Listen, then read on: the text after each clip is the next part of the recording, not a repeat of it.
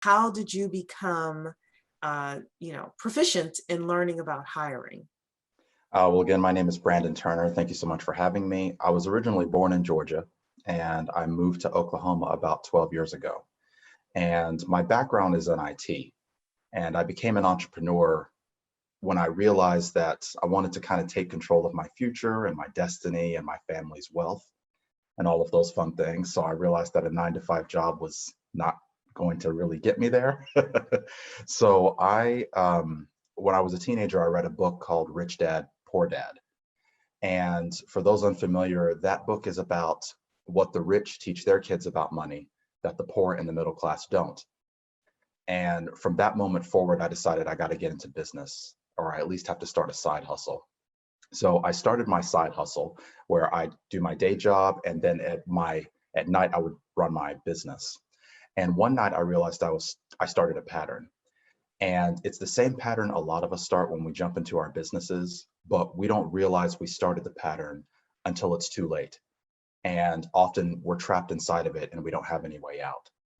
And that pattern for me was doing everything myself. So in my business, I was the sales guy, I was the customer service guy, I was the IT guy, I was the accountant, I was the janitor, whatever hat that you can think of. I should have had a closet for all of them and I can just put off and take on whatever hat I needed when I needed it. And this kept me from scaling. It put me in a situation where I was desperate. Just like you stated, I had the same 24 hours in a day as everybody else. And I knew that something had to change, but sacrificing more of my sleep wasn't an option. So at my full-time job, we had this checklist that we ran through. We went through our nightly procedures and we ran through this checklist. So for example, I'd complete a task, someone would review it, and then they'd put their initials on the checklist.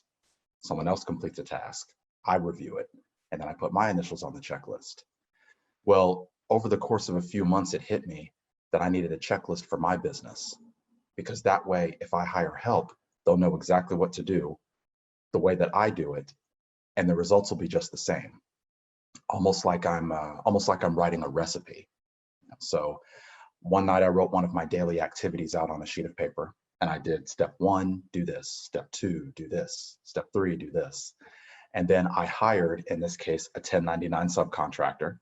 When I brought them on, I was able to give them that paper as if it was like, hey, here's my recipe for this. And about a week later, and hours of freed up time later, that task got completed. I didn't have to put my hands on it, but it got done the way I do it.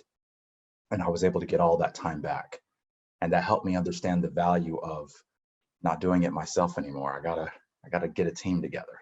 And that's how my So that business was born. sounds very much like the E-Myth, if people are familiar with that book, the E-Myth by Michael Gerber, where you take a business and you operationalize it, you figure out what the steps are to actually completing the task. And you are able to, for example, they take McDonald's as a great example. How do you Yes. get the same burger in New York, San Francisco, Yes. Texas, Europe, well, with notable exceptions, right? Yes. Um, Etc. Like, you can be an American, you see McDonald's, you're like, at least I can get the fries, right? Right. And that is a huge part of the E-Myth. Or hotels, no matter what room you go to, the bed is made the same way, right? Right. A lot of times, though, we think as small business owners that we can't do that, right? Right. Every customer is different. I do things that are complex, right? It's not Right. doing a hamburger, it's, some super complex consulting thing. What's your response with regards to those of us who may not be doing something that seems cookie cutter? Sure. So you have to decide. I actually go through an exercise myself, and I created a name for it. I call it do it, delegate it, do away with it. And in this exercise, your job is to create a list. It's to create your to-do list, and then you want to create a to delegate list, and then you want to create a to do away with list. And the reason I do this is for those situations. Like, I can't have somebody else do this. You know, it has my personal stamp on it, and I got to do it a certain way. And you know, it'll lose the personal touch if I bring somebody else in or try to systematize it. You know, all that fun stuff. But I think about situations where maybe you're an artist, or maybe you are. Um, maybe you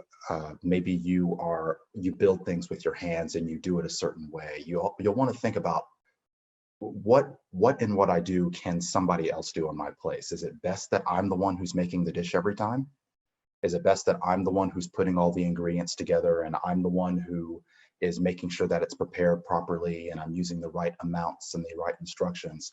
Or can I really trust somebody else to do this? My short answer is that it really comes down to a matter of trust. Can you actually teach this to somebody else? Can somebody else actually learn it? In many cases, they can. It's just a decision that you have to, it's more of a psychological decision than it is it's more of an emotional decision than it is a logical one.